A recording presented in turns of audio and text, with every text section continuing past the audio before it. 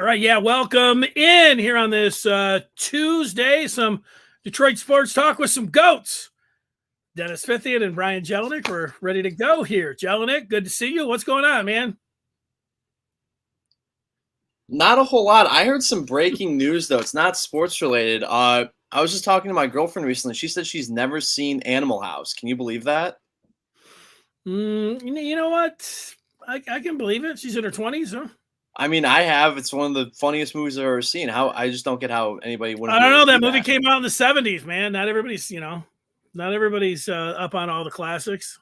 Do you have it up on a top tier? Like, do you love Animal House or not really? You know what? It's a classic. I would put it in the classic category. Look, I've been trying to, I was throwing some by my son. I was trying to get him to watch Fast Time at Ridgemont High. And just yesterday we were talking about, he was 16 Candles. I'm like, well, have you ever seen that? He's like, no, but those are classic movies too.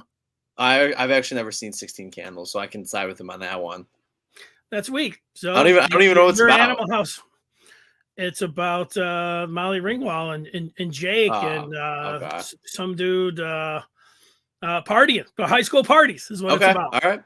Yeah, cool. It's in that. There was a good string of about 10 movies in there with what's the one where they stay after school and all of that? The Breakfast Club. Yeah, Breakfast. Kind of like in the same ilk as the Breakfast Club. What around that same line? Ilk. I love how you use ilk.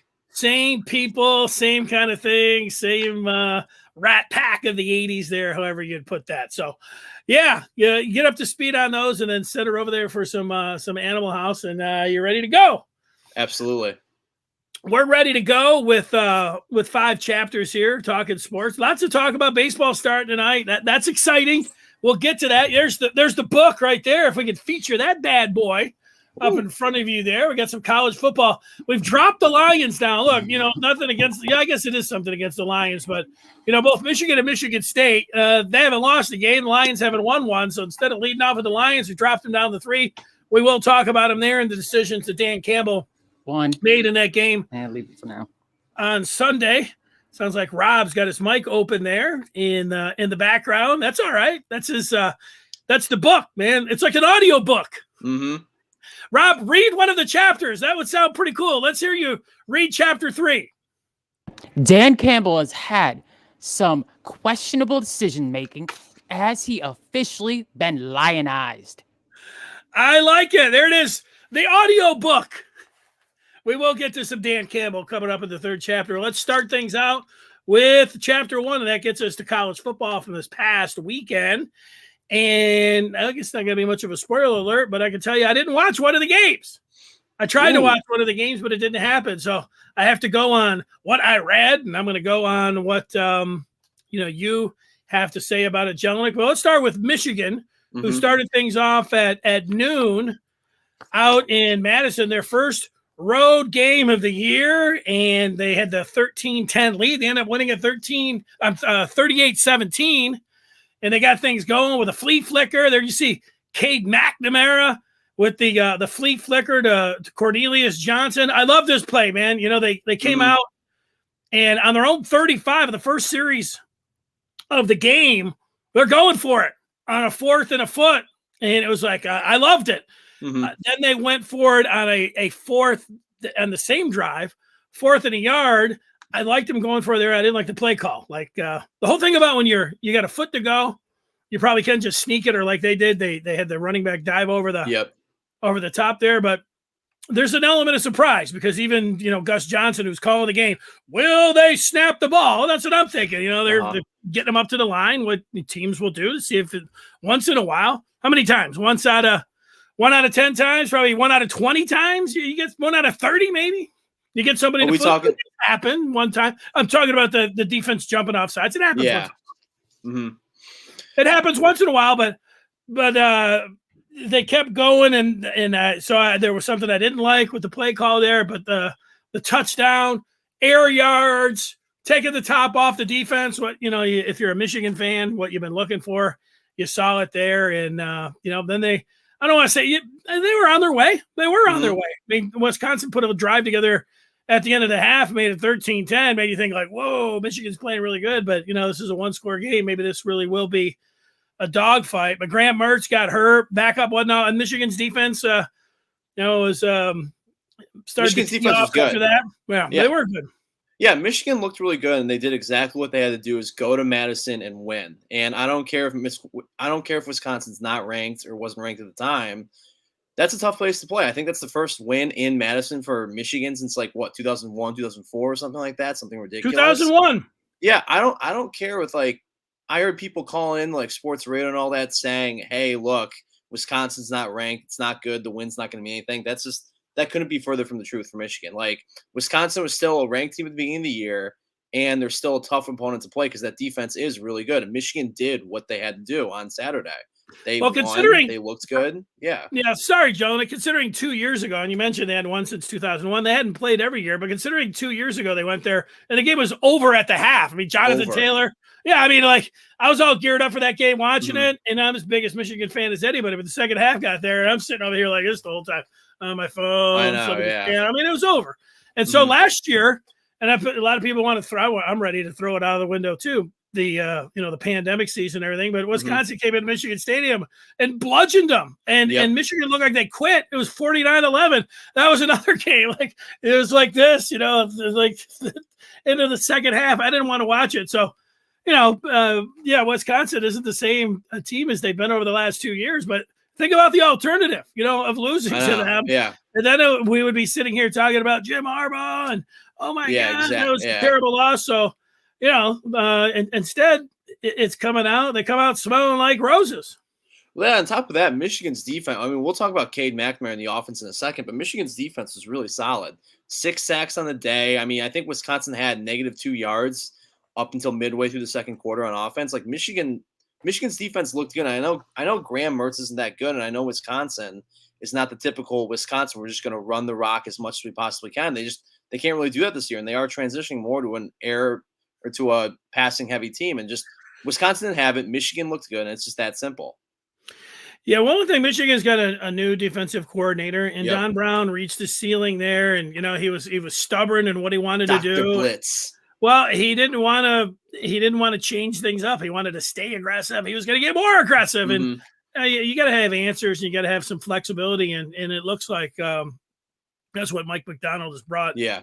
From the pros, and he's got some talent. Aiden Hutchinson's he looks like he could be a top 5 pick. He's certainly a first round pick, and Ojabo, who had an excellent game, defensive player of the week in the Big Ten. He's an awesome player. Daxton Hill, he's pretty good. The corner's been good. And then there's all kinds of different players. If you're watching, they're shuffling in and out that are making plays, and they're disguising things, and they're multiple and trying different things. And overall, Michigan hasn't. Whatever you want to say about the schedule, they haven't trailed in any of the games, and they haven't turned it over. The only turnovers by their, I'd say, 4th-string quarterback who came in and threw a pick, but they haven't turned the ball over. No, they haven't turned it over, and they're always playing with the lead. It's easier, it's easier to play defense that way. I'm not ready to say, Michigan, would they move up to number 9, so they're a top 10 team? Yeah. All those teams lost, which we'll talk about in the second chapter. So you do, start jamming them up there and moving them up a little bit. The way they seem like a top 10 team. You know what? Right now they do. Yeah. They do. They got a lot of those teams that are out in front of them that that they'll end up seeing, like Ohio State, like Penn State, like Michigan State, who's right behind them. So we'll find out if they're deserving to be top 10. But right now they are, and most things look pretty good for them. Absolutely, I totally agree. And I remember we talked about last week, just saying we want Cade McNamara to throw the ball more. He had 28 attempts. He passed for 17 of them, so a little bit better than 50%, and 197 yards and 2 TDs. That's exactly what I want Cade McNamara to be doing. I want him to throw the ball a little bit more than that as well. But overall, it was a really balanced attack for Michigan. It wasn't just okay, here they go again. They're not going to be like Wisconsin when Jonathan Taylor was there, just constantly pounding the rock. So overall, I was really impressed with Michigan. I'm not going to say I'm really happy they won, but they did exactly what they had to do. And as of right now, they are a top 10 team in the nation. You know what? Cade McNamara hasn't been perfect, but the pass that he had off the flea flicker was pretty good. And, he's hung in there. He hasn't turned the ball over himself. He threw one out of the end zone out to Blake Corum when he was under pressure. That was a pretty good throw. And, he hasn't been great in all the other ones. And then J.J. McCarthy, the true freshman, has come in, and they put him in some pretty interesting spots, short yardage situations. And then late in that game, he threw the he threw a touchdown pass about, it was picture perfect. Yep. I'm a little bit worried about that whole scenario. I'm worried about it because it doesn't work in college football. Coaches have tried this and it's backfired on them, and it's been a disaster. The two quarterback system? He's sprinkling another quarterback in here. It's a recipe for disaster. Now, you say, well, they're just giving them a play here and putting them in short yardage situations. And if you do have a guy that is better in short yardage situations, we know teams have done that. You get some of that. Sometimes there's wildcat. But the thing is, when it ends up being a tight spot, it was already getting that way against Rutgers, where people are like, hey, maybe it's McCarthy time. I'm one of those. Maybe it was time to, the leash certainly was short. And that's where it's at right now. Like, hopefully they don't get to a spot like that this Saturday night in Lincoln, but it's not going to be one misfire. I don't know, a couple misfires, a pick six. Michigan is down by more than one score.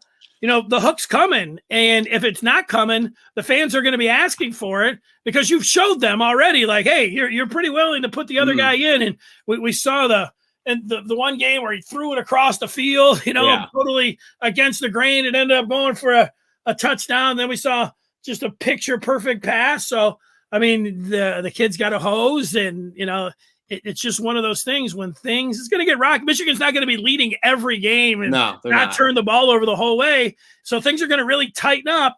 And that's when people are going to be like, let's go. Let's get the backup in there. So, you want to argue like they would be saying that anyways. And what's going on? Let's get them in there. It just, it creates a little controversy where you wouldn't have that. Like you bring him in to start the second half to just run a play. Like, like, well, you're trying to tease everybody, just trying to get his feet wet, give him a snap, some kind of ruse. I don't know. They set something up there. I mean, I don't know. Those things, it worked when Tim Tebow was a freshman and Chris Leak, was a passing quarterback and Tebow was the running quarterback. They brought him in short yard situations, but more often than not, it backfires on coaches. So I'm a little bit worried about that. And, that's to me, that's one of the big things to watch when it comes down to Michigan on offense. I'm not acting like this is destined to be a disaster or anything else. I'm enjoying the season. I enjoyed the win. I think that they can win on Saturday night against Nebraska. I think they can come back against Northwestern. I think it can set up that it'll be Michigan and Michigan State in East Lansing, both of these teams in the top 10. And, right now that feels like, the best thing to hope for. Like I still don't think and we'll get to State here in a minute, but I don't, as well as State's doing as well. They got a lot of good things to look at. And we just talked all about Michigan. I don't think either of these teams are going to be Penn State or Ohio State right now. Absolutely I feel not. a little bit, maybe they will. It's not like completely like they don't have any chance or anything, but I still would put Ohio State and Penn State in front of both Michigan and Michigan State. So if they can both clear these next two hurdles and then have a collision course and play Halloween weekend on October 30th, that's going to be awesome. That's going to be awesome for us. It's going to be awesome for everybody here in the state of Michigan. We're looking forward to that. And that seems like a great thing to hope for right now. Yeah, and I like how you brought up Nebraska there. I don't think Michigan's going to lose. I am worried about being in Lincoln playing at Nebraska. But at the end of the day, Nebraska's going to be a frisky game. I think that's the best way to put it. I had some friends over to watch Monday Night Football last night, half of Michigan, half of Michigan State. And the Michigan fans were just saying, like, hey, look, we're obviously a better team than Nebraska. But, like, look what Nebraska did to Michigan State. They think that Michigan is a little bit better of a team than Michigan State, which I happen to agree with. But I am a little worried about the Nebraska game. I think it's going to be dicey. I think Michigan will ultimately win, but I am nervous for the Wolverines going to Lincoln. Yeah, I would say nervous is a good emotion to feel. Like, just look at the betting line; it's only 3. Like, it's not like Michigan's favored by double digits or something. Like, I know. I feel pretty good about them being able to go in there and win the game too. But that's a close line, and playing on the road at night in a Big Ten venue, against the senior quarterback. We saw them against Michigan State. Their defense looks pretty good. They're pretty good against the run. That's for sure. You feel really confident when you don't turn the ball over and, you're running the ball and you're always leading. Like there hasn't been second half against Rutgers for Michigan. Felt a little bit like last year, but for the most part, like this past Saturday, they were on the road. There wasn't At the end of the half there, Wisconsin put a couple plays together, but for the majority of that game, felt pretty confident about Michigan. So, you should feel confident if you're somebody who likes the maize and blue, but also it's not anything close to a sure thing against Nebraska. No, Michigan's got the tougher road, and we'll get to Michigan State. We'll just go to their road right now because they have to go to Rutgers, a team they lost to at the beginning of the season last year. Yep. But it was Mel Tucker's first game, and State turned the ball over a ridiculous 7 times in that game. I know, yeah. That's obvious. Obvious. Don't do that, Jelinek. There's my game plan for Tucker and company. Don't turn it over 5 times. Exactly. Don't turn the ball over 5 times. And like you're talking about, Western Kentucky is a really interesting team to watch. I know you're talking about Rutgers next week, but going to Saturday's game, I'm going to go out on a limb and say that was the game you did not watch. Well, yeah, you know what? I planned on watching it. I watched Michigan, and then I was watching some other games in there, and it got to be around 7:30, and here it was. I looked, and I looked on my phone, and it said FS1, so I'm like, I think it's 81 or 90 on but they had Iowa State, so I'm confused. So then I'm like, back to channel 2, like maybe it's on that Fox. Maybe I screwed up. No, that was a baseball game. So then I got flipping over the Big Ten Network, and it wasn't there. So then I went to the menu and went to football, and I'm thinking, all right, it'll show where it's at. No Michigan State anywhere on there. So then I went back one more time because then I started watching Penn State and Indiana, and I went back, and I guess this game's just not going to be on. What I should have done is, like a lot of people, they went to Twitter and they said, where the hell's the Michigan State game? And it's like some alternate Big Ten Network channel, which I think I had, but it didn't show up in my listings, which is BS. But so I missed it. Yeah. I mean, Michigan State is kind of like, you can talk about the Western Kentucky game in a way that the Lions have had one good half of football and one terrible half. I mean, the second half for Michigan State was not terrible. Like, it wasn't awful, but I mean, in the first half, Michigan State went in the locker room with 40 points. Peyton Thorne looked good. Jaden Reed had a ton of yards. Kenneth Walker III had a ton of yards. But in the second half, Michigan State went 3 and out on all 5 of their possessions, total for 14 yards, and they had 0 first downs. So it was a tale of 2 halves for the Spartans. I mean, going into the locker room with 40 points is really solid, and they'll make anyone feel good. But Western Kentucky's offense is no joke. I mean, that Billy Zappi kid or whatever Zappi kid threw for like 400 yards and like 3 or 4 TDs. I mean, the kid had a good day. That offense is fun to watch, and it is nerve-wracking going up against a relatively good defense that the Spartans have. Yeah, well, I know 2 things coming out of this game, and I saw some of the clips. Saw the punt return of Jaden Reed, and that's again another 2 in a row. Guy scoring every game, multiple touchdowns every game. He's a dynamo, punt returner, wide receiver. I mean, this guy is a total weapon, and somebody that definitely, you talk about difference makers, game breakers, and he fits the bill. He looks awesome. He wears the number 1 jersey. He looks great. Today I was looking at the Athletic, and they had all their college football gurus or writers or whatever else, and they took a straw poll of Heisman Trophy candidates, and they had the quarterback from Alabama, the running back from Texas, and then Kenneth Walker was on. He was I think number 3 on their Heisman straw poll, so that was pretty good for that. And the quarterback from Cincy, Ritter, I think his name is, good game at Cincinnati. I could see why. He was the guy before I looked actually who they were voting for. I thought that would be the guy that I would vote for. So there it is. And it's nice. He was actually asked about the Heisman. I got a quote from him. That is a dream of mine to win the Heisman. So, hey, he's in the mix and he's had a good game. And there you go. He's at least on the, what do they invite? 4 or 5 guys. So if they had the Heisman Trophy, the old September, early October Heisman, he would be getting invited to the Downtown Athletic Club.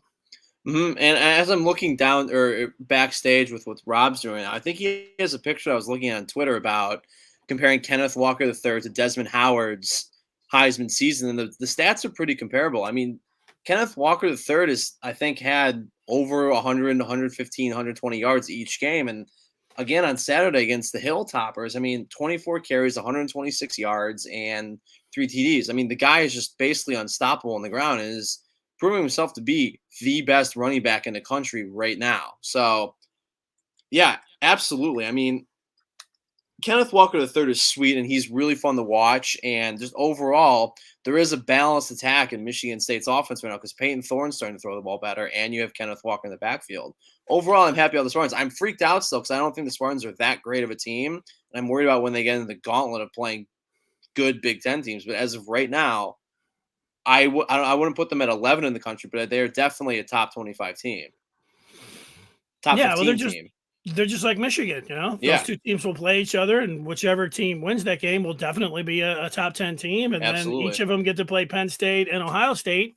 And how you win the Heisman, you just keep racking up the numbers, and then you come up big in big games. Yep. If I would say even Reed, if Reed goes and keeps scoring multiple touchdowns a game, and he does it against Michigan, he does it against Ohio State, does it against Penn State, that kid could win the Heisman Trophy. So, yeah, I mean, that's a long ways away, and those are a lot of big games. And a lot of people were talking about that even after they won their two road games against Northwestern and Miami. Mr. Spartan over there, you were saying I still see him at 500. Yeah, I mean, I'm just worried about that Big Ten play. Or I mean, I know we're getting into Big Ten play now, but I am worried about Ohio State. I am worried about Michigan. I am worried about Penn State because, like, Michigan State is a good team, but they are not on the Penn State, Ohio State, even if they're playing Iowa, the Iowa level. All right, well, speaking of Iowa and those other big dogs in the Big Ten and elsewhere in the top 25, let's turn the page. And with that, we get into the second chapter. We're just kind of looking out at the AP top 25 right now about who teams have played, who they haven't played, or who they're going to be playing in the future. And my biggest thing that I'm super happy to see is that Clemson is out of the top 25. I hate Dabo Swinney with a passion. I'm so happy they're not there. And other than that, I'm really looking at Notre Dame because I don't think Notre Dame was a good football at all or a good football team at all this year. And I think we saw. I mean, you can say that Cincinnati's in the American, so it could be kind of a dud of a game for Notre Dame. But Cincinnati's a damn good football team, and that was a fun game to watch. Overall, I love seeing Notre Dame lose. I love seeing them get knocked out of the top 10. I don't think they were ever a top 10 team to begin with. But the biggest games I looked at, or the biggest teams I looked at, were Notre Dame, Clemson being out, and Arkansas, because Arkansas just did not live up to the test of being in the top 10 like that. They got run. No, and a lot of us were just hoping they were going to stay within 18.5. They couldn't do that. Didn't happen. 9 ranked teams lose this past weekend, including 4 in the top 10. So now through 5 weeks, 34 ranked teams have lost. That's the most ever. It's awesome. All history. So we like that, especially when, you know, your teams are the ones not losing. Of course, Clemson doesn't like that, but we have been so used to like saying the 4 teams, and why don't we already just put them in there? And now here we've got all kinds of teams with losses, and just what I said, 34 ranked losses, and we see teams moving up. So that is pretty exciting. I like Cincinnati. Cincinnati, they came in there really confident. They came in there, they were the favorite. And they were not in Ritter's the QB, like whoever he was talking with that used to coach at Notre Dame. He was like, what's it going to be like, you know, playing in South Bend in front of touchdown Jesus? And the coach was like, oh, it'll be really loud. He's like, we'll quiet them. They'll get pretty quiet. And they were. Yeah. So they just took control of that game. I love stuff like that. But on the flip side, you had Lane Kiffin going in again right before they kicked off against Alabama saying, reporter asked him how the game was going to be, and Lane Kiffin just did like, make sure to have your popcorn, just dropped the mic basically and walked off. And that game was over within the first 5 minutes of the game. So watching Ole Miss get destroyed like that just reaffirmed that Alabama is easily one of the top 3 teams in the country. And I gotta put Georgia at number 1. I really do. I'm really curious to see because Alabama's not going to play Georgia in the regular season. They'll likely play in the SEC championship, barring anything whack that happens. But Georgia's defense has only allowed 23 points this year. I'm really curious to see that elite defense go against Alabama's attack on offense. Yeah, there's the top 2, and then there's a line of everybody else because we saw Oregon, who was in that conversation, but that was the game I was watching between Michigan and waiting for Michigan State. I didn't know I wasn't going to be able to get the game, so I'm watching Oregon, and I'm thinking, oh, look at it, they're down here to Stanford. But then they caught up, and I was like, okay, they're going to persevere here. They're going to win, even though it's at Stanford. But then Stanford came back and put it in overtime and beat them. So it's like, wow. So then Oregon has dropped one. So we got those 2 one-loss teams that are still Ohio State and Oregon. in the top 10. And, you know, I was surprised because I watched Florida play Alabama. That Florida offense was pretty impressive. But then Florida loses to Kentucky. I don't know. Kentucky, I don't know much about Kentucky, but I know that they beat Florida. That's a pretty big win. That is a big win. And we have our intern, Pete Finelli, just saying, safe to say Alabama and Georgia are a lock for number one. That's basically what you were just saying. The famous line in Moneyball is there are rich teams, there are poor teams, then there's 50 feet of crap, and then everybody else. That is the SEC. That is specifically Alabama and Georgia, then the rest of the country. Georgia's just fun to watch. Their defense is nothing special. Their offense is nothing special. But, man, that defense is terrifying to watch. Yeah, and speaking of Pete Finelli, his team, instead of watching Michigan State, I watched his team in Happy Valley against Indiana. They had revenge on their mind, and they needed to because last year they went to the Rolling Hills of Bloomington and lost to the Hoosiers, crushing their season even before it got started. And do you remember, what was it, the running back? All he had to do was fall down, ended up scoring a touchdown. They ended up losing the game on the dramatic dive from Penix Jr., which was as close as possibly could be. But, you know, Pete, you guys went out there and your defense is your calling card, man. You guys look pretty good. Yeah, absolutely. It was definitely amazing to host them and completely shut them out. It was great. I definitely was not happy with how many points we put up. I mean, a shutout is great and all, but the offense should have put up way more points than what they did. And how did Dotson do? I didn't see him in the straw poll for the early October Heisman. Yeah, I think he's got maybe a slim chance, but I don't have the exact stats. I think he had two touchdowns, and however, I mean he's against the Hoosiers. He had 2 touchdowns. I think one or two. I can't remember. Yeah, well, he should be in the conversation if he keeps scoring every week. He's been awesome. Game. Yeah, I mean he's fantastic. Him and Sean Clifford just hit 18 touchdowns, which is the Penn State record for a connection between a quarterback and receiver. Do you guys think Sean Clifford is kind of having like a Joe Burrow type season where he can skyrocket himself up into a top 10 pick or not? No. Oh, absolutely not. Not a top 10. Not Joe Burrow. Joe Burrow had the single greatest statistical season ever. I'm not comparing him directly to Joe Burrow because I understand that because Joe Burrow was unreal last year. But nobody really talked about Joe Burrow until last year when he went off like that. Sean Clifford's playing very well right now. And as we're looking at this quarterback class with like Sam Howell and Spencer Rittler and stuff like that down in Oklahoma, you got to think that Sean Clifford's got to be working the way up the ladder a little bit. It is a weaker quarterback class, to be fair. Yeah. I mean, watching him every week, he does a lot of dumb stuff that he's cut down on significantly since last year, but he's still hard to watch sometimes. He still makes crucial mistakes here and there. But you got to think if they continue the way they're going this season, then maybe. Yeah, maybe he could lead Penn State to the Big Ten East title. Thinking about him as an NFL quarterback, I haven't even thought of that. But thinking about this game coming up on Saturday, you know, Pete, like before, you're like, yeah, I want to study, and I'm going to be at home in the dorm room watching Penn State and Iowa. You know, now you're talking about number 3, number 4 in Iowa City. I mean, isn't there like students like, hey, let's jump on a bus and let's go to Iowa City and somebody's going to pay for the tickets and let's make it happen? Nothing that I've heard of. I got work that day.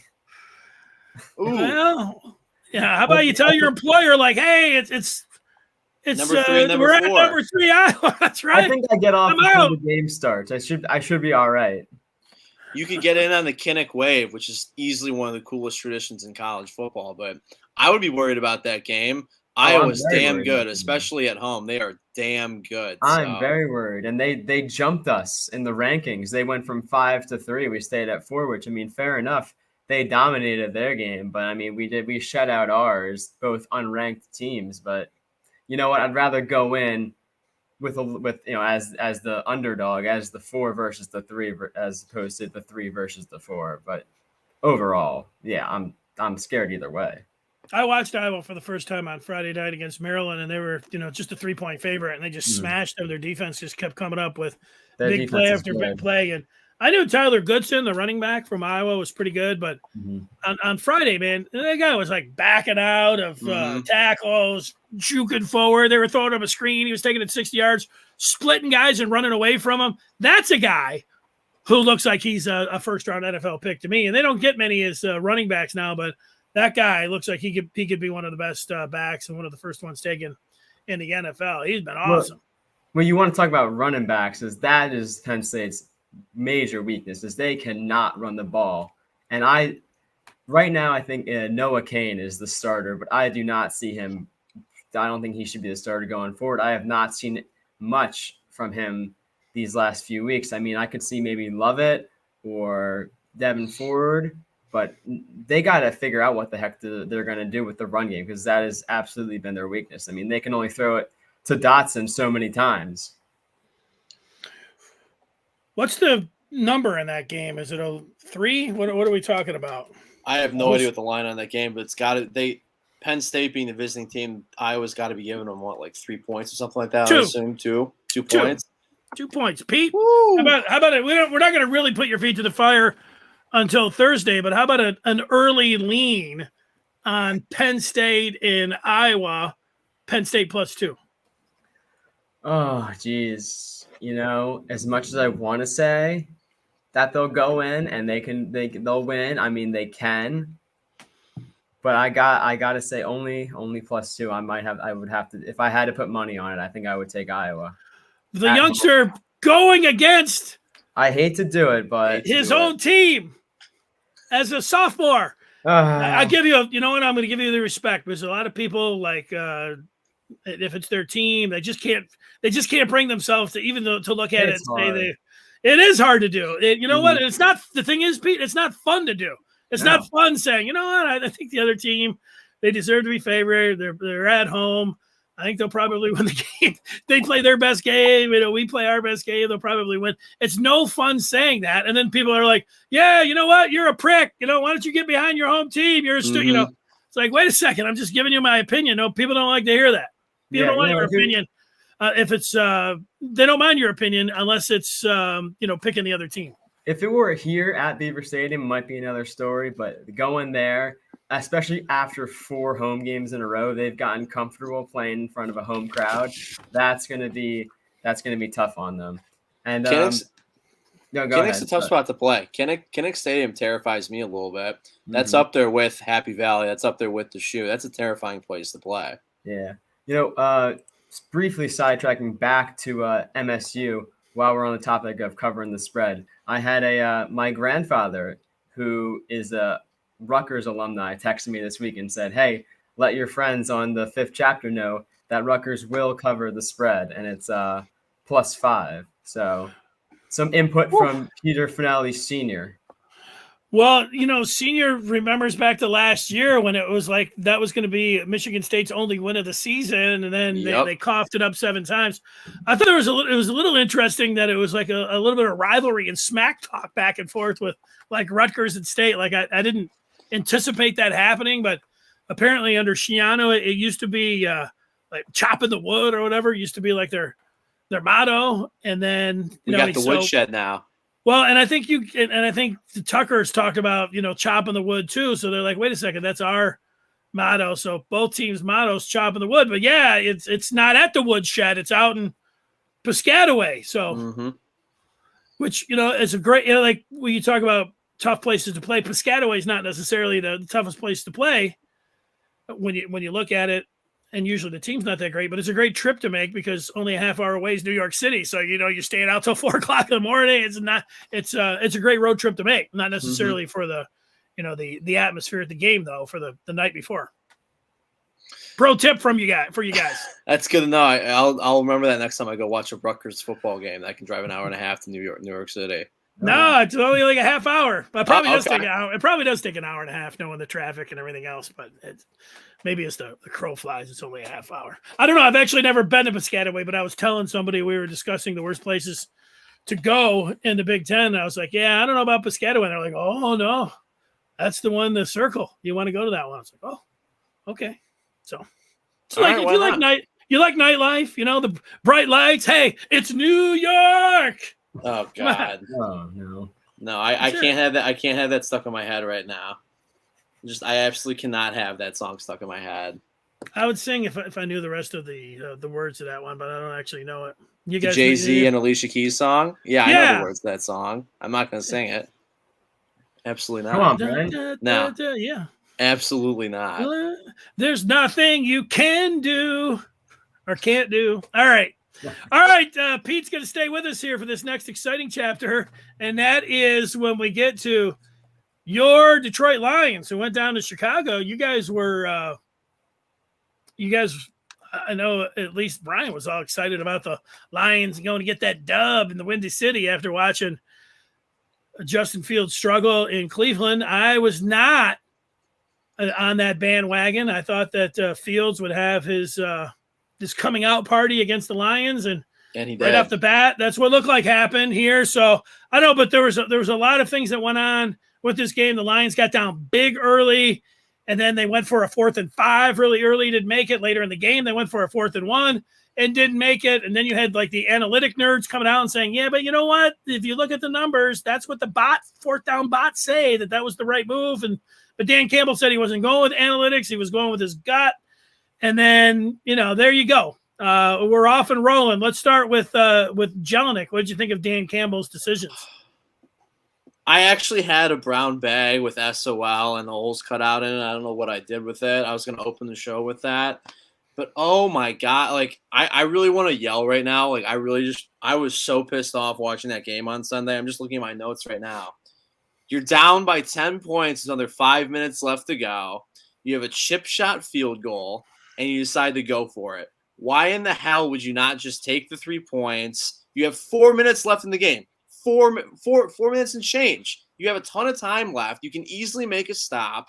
You can get the ball back, and you can go down and score a touchdown. On top of that, when they decided to do the play call, it's no huddle. They just go right in, and it was a terrible pass. Like, everything about the play was so effing bad. And I honestly I wanted to rip my TV off the wall. It was horrible. If I could jump in with you, Jelinek, because I didn't like either of the fourth. I guess they went for 3 4th downs, but the one that you're talking about, the 4th and 1, and then the 4th and 5 right at the beginning of the second quarter, I would have kicked it on both of those. But if there was one that I would have gone for, it would have been the 4th and 1. You're late in the game. You do need 2 scores. Like, I would extend it. I would kick the field goal. But I think the argument here is like, man, our offense this is not the greatest offense. We know what we're dealing with. It's just a 4th and 1. We're down here at the 10-yard line. If we can get the TD here and we can get the ball back, we'd only have to get it to like the 30, to kick a long field goal, even though their field goal kicker blows.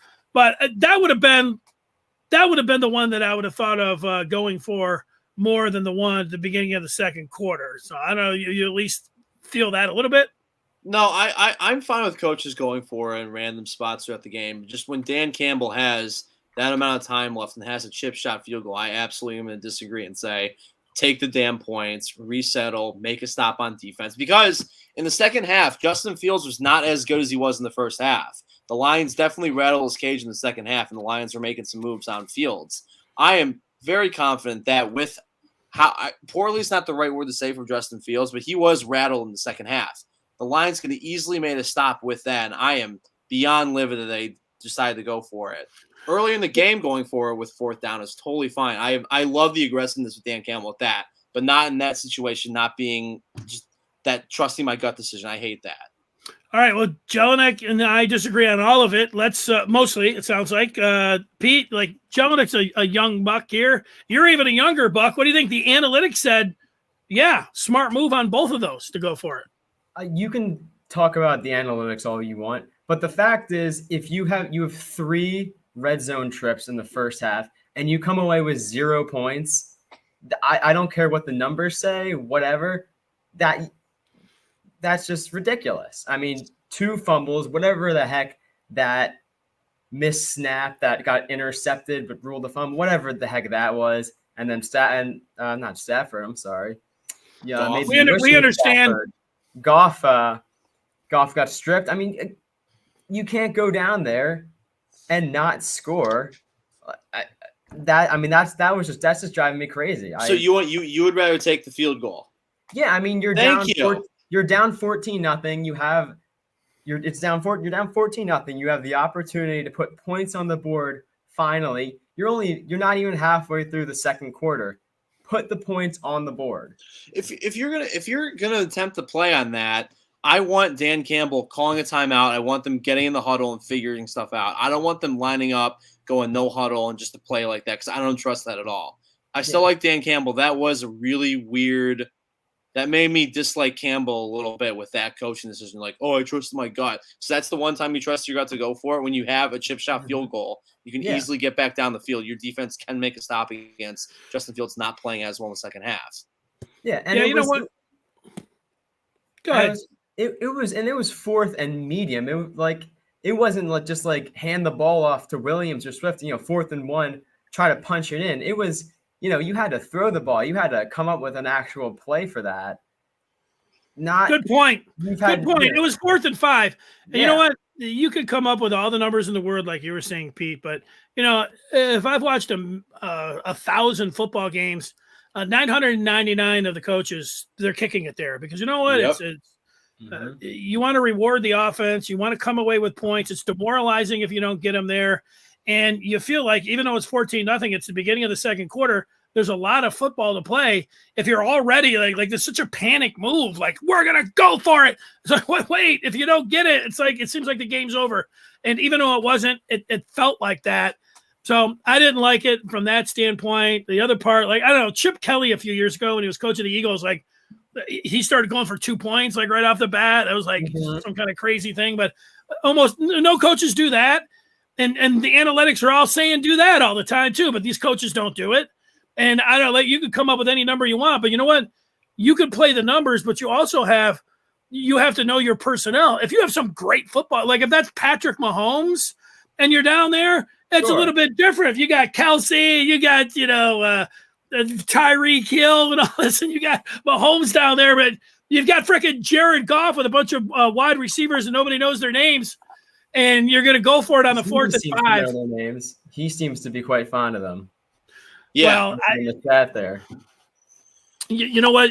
How many times have you heard like you extend the game because if you come up and if you don't get the 4th and 5 there, it feels like the game's over. Late in the game on the 4th and 1, if you go for it, even though he had a wide open wide receiver and Goff made a bad throw, if you don't get the 4th and 1 there, the game's over. If you kick the field goal, guess what? The game is extended.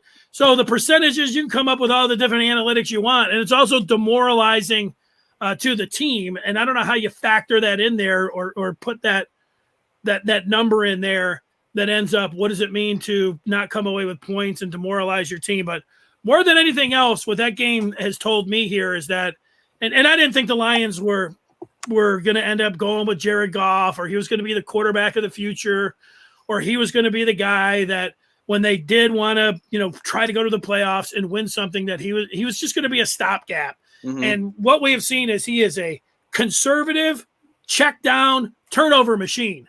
And that's why the Rams got rid of him.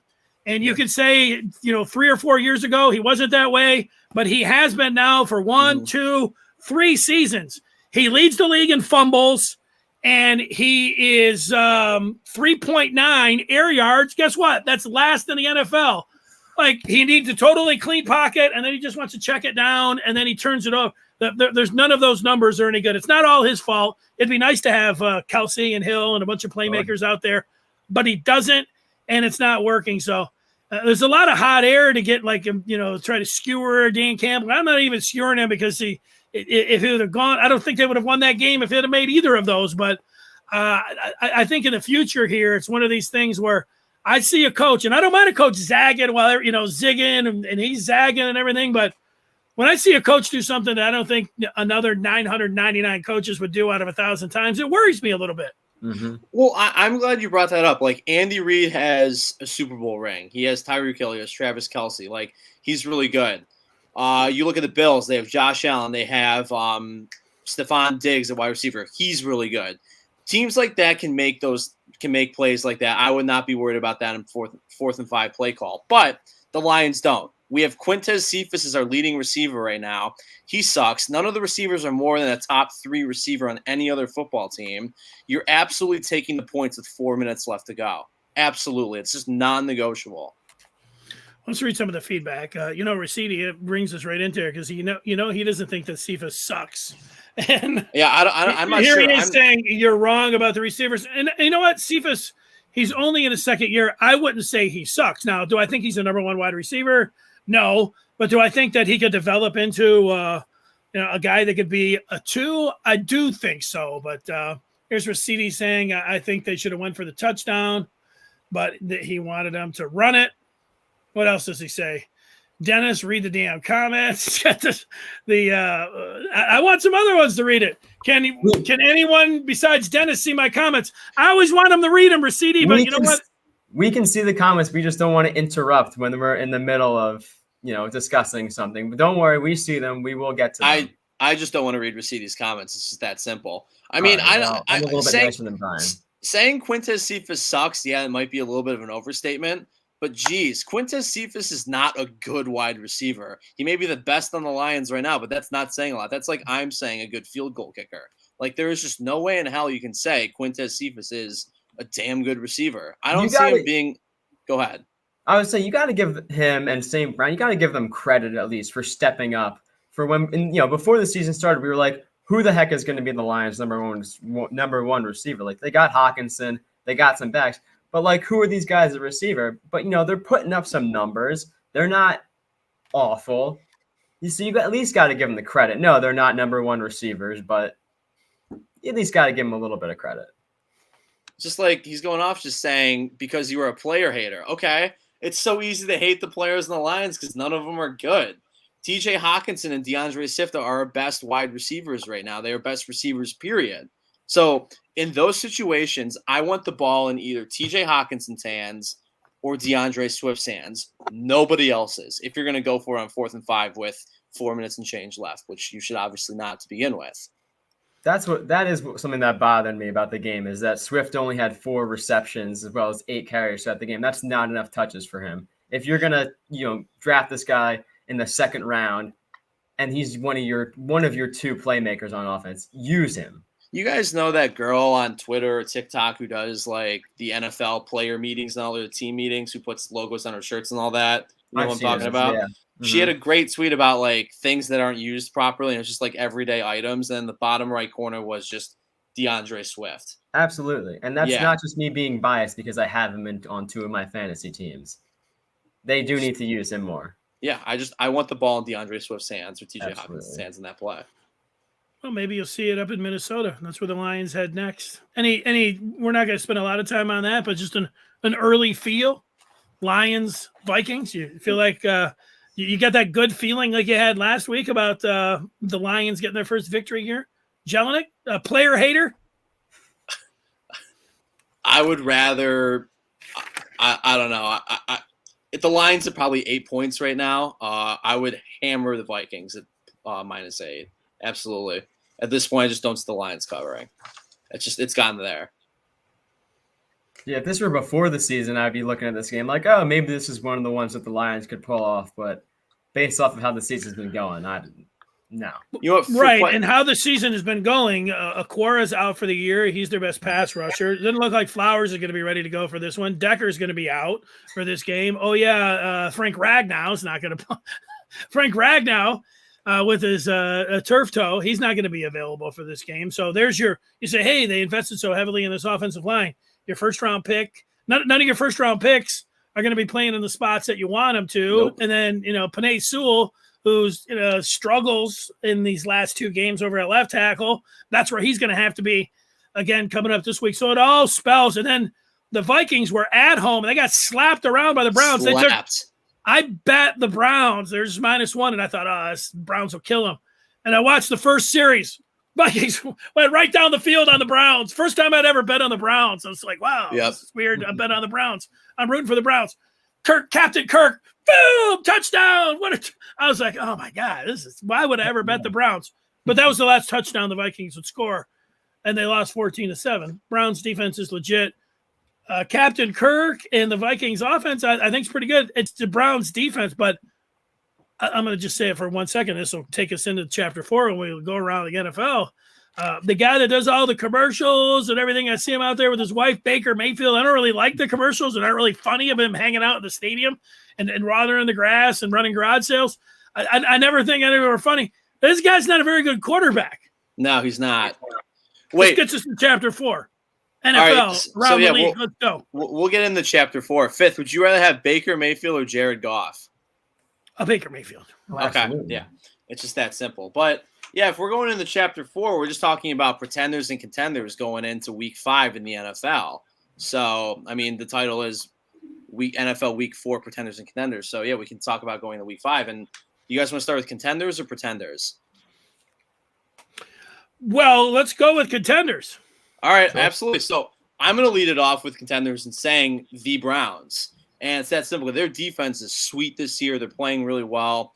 They have a ton of tools on offense. They have the best running back duo in the entire NFL, and Nick Chubb and Kareem Hunt. And I think you can say Baker Mayfield sucks, which I vaguely agree with you. It's kind of a gray area for me because I like Baker Mayfield as a guy. Did I say sucks? He was disappointing this past time. But I think it's not a matter of if he sucks. It's a matter of like when Baker and the boys are going to get right. Because at the end of the day, that offense is explosive with Austin Hooper, OBJ, Jarvis Landry, Chubb, and Hunt. That is a good offense, and I think it's a good enough offense to win the AFC North. So, definitely. Browns, contender. Well, what do you think about the whole debate about the Browns offense being better without OBJ?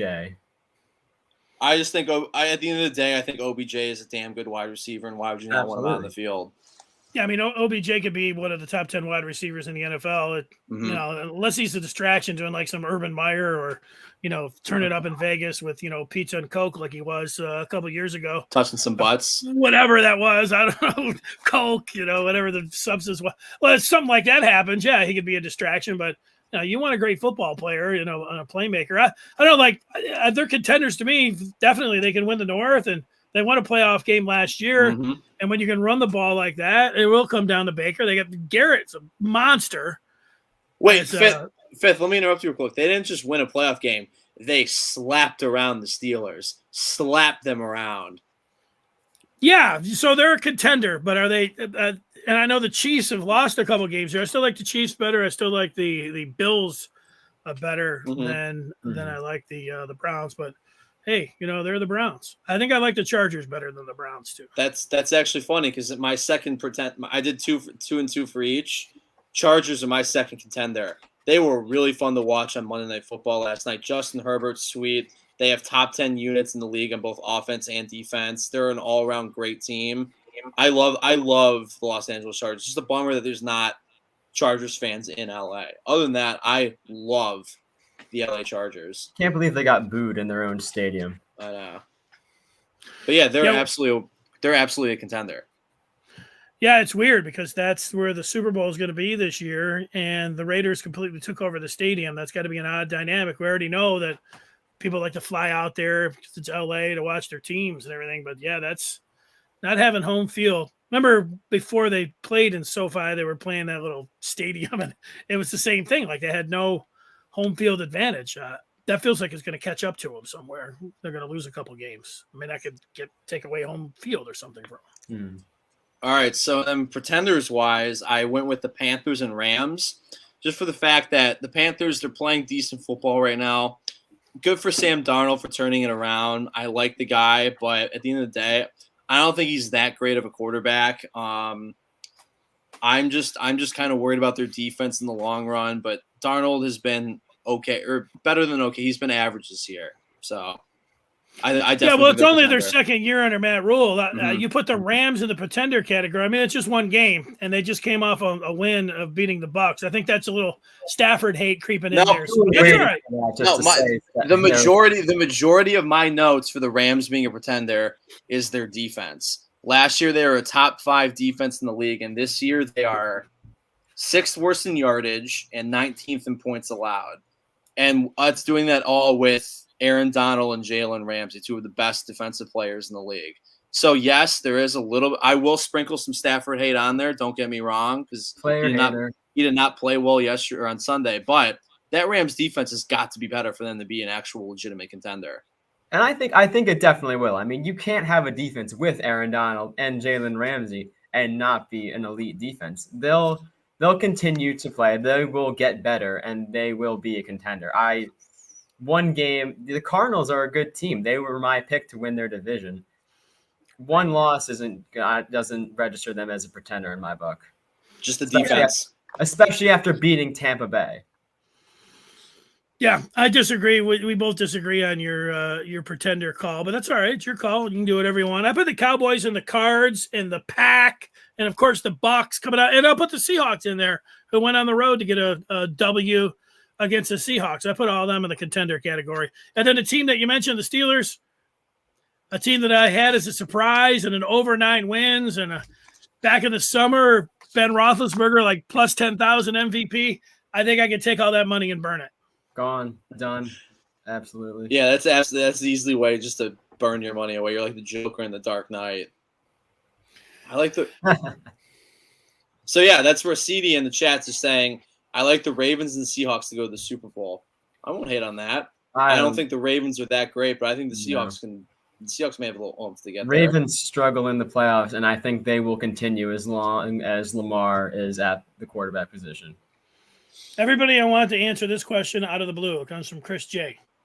0-17 Lions. When would you entertain that there was a chance that the Lions could go 0-17? Let's start with Pete, right off the cuff here. 0-17. The Lions, the Browns did it a couple years ago. The Lions were the first ones to do it, but now there's 17 games. So 0-17. Finale, when would you at least consider like the possibility that the Lions could do it? I tell you what, I considered that at the start of the season, and I'm considering it right now. I mean, I just don't know who they're going to beat. Like, right now, that's my answer. Right now, I'm considering 0-17, and I think Brian might have to shave his head. Dominic, when are you considering 0-17? I'm looking at this. I'm looking at the schedule right now, and the bye week is after week 8 or something like that. God, I don't know. Like going in, I thought that they could beat the Bears. I thought the Bengals might be an easy win, but the Bengals are playing better as of late. Rams, I'm scared about. Eagles, I'm scared about. God, I don't know. I don't think there's just no way in hell they're going to go 0-17, but I think it's going to be a miserable 3-14, 2-15 type season, which I really wanted to avoid. Who is there? Sorry, go ahead. I don't know who they're going to beat. I really don't know who they are going to beat. Who's their last game against? Their last game of the year is against the Packers. I would at put, Detroit. Maybe I would they'll put the Bengals and the Eagles both coming up here. Thought before the season, both of those games are at home. I think that they'll have a chance in both of those games. What I would consider it is I don't think that they're going to go 0-17 unless Goff would get hurt. Now, if Goff got hurt over the next, let's say, like I don't think they're going to win Sunday. Let's just say, he gets banged up and he's out for the year. Well, then I think it's alive. I think if you have even though he's in the back half of the better quarterbacks in the league, he's still enough where, and they're fighting under their new head coach, to the end. They'll find one of those games, even though their talent is very poor. I think that they would find whether it would be the Eagles, the Bengals. I think the Browns at home on Thanksgiving, the Vikings at home. I think those are the four most likely games that they could win. Yeah, we got Racine saying no way they're going 0-17. They got a good quarterback, some good running backs, and some good emphasis on the good wide receivers.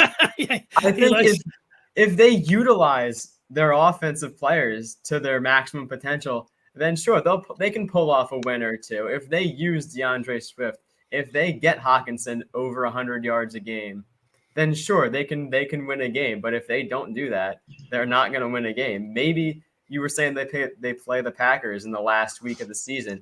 Maybe the Packers will, clinch whatever spot in the playoffs they need to be, and they'll rest Rodgers. They'll rest Adams, and maybe they'll get a petty win. And maybe the Lions, who will have found 2 or 3 wins, that'll come down for them to get the number 1 pick, and the Lions they'll will win out it. there and their fans will be like, "We beat the Pack!" You know, they'll be all excited about Goff's going to throw that for 400 happens. yards. Yeah, Yeah, exactly. Oh yeah, those are that's a very Lion-esque type. That's a very when we talk about SOL. That's one of those situations that we've seen a lot of times before. It gets down to the very end, and super Lion fan is going to be like, "I'm never rooting against my team, and let's go get that Packer pelt and everything." And then Rodgers isn't playing, and they win, and they end up picking third instead of number one. So, yeah, that's something to look forward to. Well, the other thing to look forward to is Thursday. And before we tell you what's going on there, Pete, we are getting to baseball. That's not your strong suit. That is not my strong suit. So now we're going to say, you're out. 3 strikes. Yeah, Pete's out. There he is. He's gone. He gone. All right, that takes us to the 5th chapter, and that does get us to Major League Baseball, and it starts up here like right now. So let's get to it. We've got the baseball playoffs, and how about it? How about throwing up that graph of today's wild card games and tomorrow's? The one that I sent from ESPN Stats and Info since 2000, the winningest teams in baseball. No. All right, well, they're the Cards, and they're the Dodgers, and they're the Yankees and the Red Sox. There it is. And those are the teams that are playing in these wild cards. The winner takes all. Great job there, Rob Diddy. I love it. Look at it. Most wins in Major League Baseball. The hated Yankees, the hated Red Sox, the biggest payroll in baseball Dodgers, and then there they are, the Cardinals, who ripped off. What did they rip off? 17 wins, just 17 straight wins. Yeah, pretty impressive here, and they'll be the heavy underdog under the Dodgers, who won whatever it was, 106, 107 games here. But tonight we got the Yankees and Red Sox. All right, gentlemen, first question to you: do you like the 1-game elimination wild card? Go ahead. Honestly, I love the idea of it. I think it's electric baseball because at the end of the day, there's nothing better than playoff baseball. The only thing I can argue is playoff hockey, but I saw something today on MLB Network about people talking about making the wild card play in a best of 3 series, which I would love. I love playoff baseball, but at the end of the day, I like the 1-game play in as well. I mean, a few years ago when it was in the Oakland A's trade for John Lester, I can't remember. I think it was against the Royals. I think that's the year the Royals won. They had John Lester going. I can't remember who went for Kansas City, but it's a hell of a game to watch. I mean, I remember Lester pitching his tail off the whole game. It's awesome baseball, especially with tonight, Yankees and Red Sox for a 1-game playoff to get in to play. I believe that would be Tampa Bay. They would play Tampa Bay. I love that. Eovaldi versus Garrett Cole tonight. Who wouldn't want to watch that, baseball fan or not? I love the format. Yeah, well, the one thing about the format is you start thinking about 162 games, and is it fair if you play all of those to just have 1 game of elimination? Yeah, I understand that. But the argument would be, well, let's go back to a 154 game regular season, so then you could go to a best of 3 or you could go to a best of 5. But baseball's not doing that. The owners aren't going to say, hey, why don't you go ahead and take a percentage of our an entire 3 or 4 game home set away from us. Those games are worth like $1 million a piece. So the players aren't taking a cut. The owners don't want to take a cut in that. Nope. So, the only thing is you could stretch it even more. So you want to play to the middle of November, and then you can have the weather, which can be an embarrassment, but you just cancel it and then, play in freezing cold. And the trend here, it would be better if baseball and basketball, they only played 60 games rather than, the 82 that they play, but they're not changing it either. Football just went to 2 extra wild cards and 1 extra regular season game. So instead of going in reverse, which they should go, they're just going to keep adding. But, a few years ago, it's been a few years that I would complain every time that there would be like expansion teams, expansion playoffs. So any kind of I don't like it. This is BS. And then I watch them all and I'm like, wow, it's great. Elimination games, more playoff games. I love that it's an elimination game between the Red Sox and Yankees tonight and Cardinals and Dodgers tomorrow. And I think that you should have divisions. You play 18 or 19 times a year. I don't want it where, you should be rewarded if you win that, like, so they don't want the Dodgers having to play San Francisco. Like, people are complaining about that because of how many wins they have. But you know what? The Dodgers are the wild card. Before, they wouldn't even have been in. So you could fool around with it a lot. You know, Manfred bastardized it in a lot of people's minds. Bigger bases, put a guy on, like, so they can do anything. Try different things. This is great for baseball over the next 2 days, how it plays out. So I'm right with it on that. Now, that gets us to picking who we think is going to win this. Give us your thinking on how you went through this to come up with the two teams that ended up making the World Series. Oh, so I'm picking the World Series teams. I'll do it if you don't want to. No, go. You go first. I'll follow suit. Well, the Giants have been the best team, and like the Dodgers were so good, and yet the Giants, if you, I kept thinking all year long, I kept saying it. I said it a lot of times on this show. This isn't going to hold up. I didn't think it was going to hold up at the break. I didn't think it was going to hold up in September. I thought the Dodgers would ultimately overtake them. Hell, I thought San Diego would overtake them, but it didn't happen. And the Giants, they hit the most home runs in the regular season, and they allowed the fewest. That's a great recipe in Major League Baseball to win. And they do have the horses, so that's why I'm going with the Giants to end up winning it all. You know what? I hate all of these. Like, I don't like the Red Sox. I don't like the Yankees. I picked the Red Sox tonight because JD Martinez, and now he's not playing. Kevin Cash blew the World Series for the Rays last year because of analytics when we pulled Blake Snell out, who was throwing like Sam Koufax out there. I'll never forgive him for that. I would have wanted him fired out there, but, here they are. So do I want to pick the Rays here? I'm going to pick I am going to pick the Giants against the White Sox. Wow. In the World Series, with the Giants to win it. See, I actually have the Giants on my side as well because I just love the idea. I love Evan Longoria. I know he's still playing for the Giants, and I really want him to win a ring. But I also went down that route of looking like, holy crap, they hit the most home runs and they gave it the fewest. Like, you're right, that is a way to win the World Series. That's truly incredible in this day and age of baseball, to just give up a few amount of home runs, still hit a ton, and just the Dodgers have shown that they are the best team in baseball. And the Giants just kept pace, if not a better pace, throughout the whole season. And on the flip side, in the AL, I love the Rays. I've always been a Tampa Bay Rays fan. I wanted Kevin Cash fired for that specific reason last year. But just, I love the idea of the Rays with a $65 million payroll being a 90-plus win team year in and year out. They are truly an incredible franchise, one of the best franchises in all of sports. So give me Rays, give me Giants, Rays in 6. Yeah, except that their fans won't show up to any of the games down there, even if they're in the World Series. Fun fact, Rob's girl is a big Rays fan. Here's another fun fact. Back in the day, when Evan Longoria played for the Rays, he retweeted me because we had the same profile pic. We both had gone out at some point about 10 years ago to a lobster restaurant to put the bib on and took our picture with the bib. And the next day I got a retweet. It was from Evan Longoria, who had the exact same picture. So that was my little claim to fame. I root for Longoria too because of that. A retweet can go a long way. Remember that for your fans, Jelinek, when they throw something at you. I'll remember that when Rositi's starting to tweet me. That's right. Well, when you guys come up with your bet or your crossfire that we'll have to have at one point. There you go. Snell forever. Banker likes the Rays too. I knew that. I knew that from following him and his Rays girl over the years. And the last one of the day, Rositi's rolling with Magic's LA Dodgers. So that's from Super Rositi in Detroit. Go Dodgers then. Well, I know that Super Rositi loves Magic Johnson. That's one thing that you will know. You just remember that, Jelinek, and you will know everything. You'll know a lot about Super Rositi. He loves himself some Irvin Magic Johnson. Good to know. All right. We want to thank Rob Diddy, who I know is really excited about the baseball playoffs. Rob, what do you think? We both have the Giants. Giants Rays and Giants White Sox. You probably have the Rays too, right?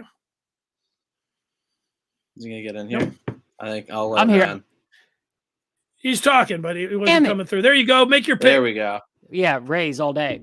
Woo! Rays all day. You got your Rays stuff up, on, it looks like. Rays up. Tigers. Oh, that's Tigers. All right. Yeah. Rays up. Good job. Good job, And Rays. Huh? Hopefully Cash doesn't blow it for you like he did last year. No, he won't. It's not going to happen again. Maybe not. Maybe a little bit redemption. It was a sour feeling last year with the whole thing with the pandemic, and then you had the guy, Davy Johnson, cancer survivor, and the guy didn't wear his mask, and I was like, I don't know. Hopefully we don't have any situations like that. No, I don't want that to happen again. I don't either. Well, thanks to Rob Banker for producing this, and then Pete Finelli, who is our intern back at Happy Valley and State College, and he's just outside Beaver Stadium. He's all excited about the big game. We'll be talking about that with him on Thursday. Maybe he will take off work and he'll head out there on a bus on Friday. That would be exciting. And Brian, that's what we'll be talking about coming up on Thursday, the big games over the weekend. It's a great slate when you look at both Saturday and Sunday, and that does even include our own Detroit Lions who'll be looking for their first win of the year. Let's do it, man. I don't want to bust out that brown paper bag on next Tuesday. I really don't. I might be breaking out a brown paper bag during the game, but it won't be going over my head. All right, that'll do it for Jelinek and for Pete and for Rob, Dennis 50, and thanks for watching. Good night. Good night, everybody.